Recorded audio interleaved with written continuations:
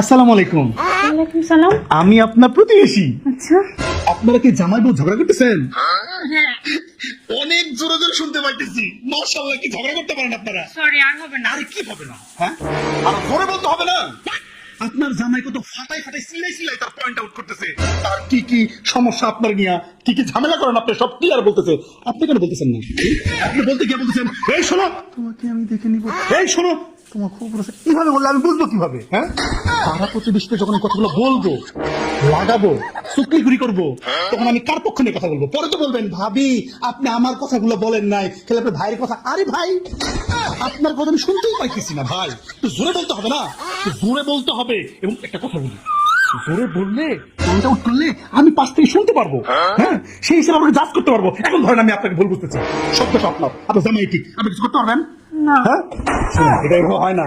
জামাই যখন সিলাই বলতো, তার উপর আরো সিলাই বলতে হবে। হ্যাঁ, আমি কিন্তু কান খারাপ হয়ে রাখবো, বুঝতে পারছেন? শোনেন, আমি গেলাম, আর আমি কিন্তু জানি আপনি জিতবেন, ঠিক আছে? জোরে জোরে বলতে হবে।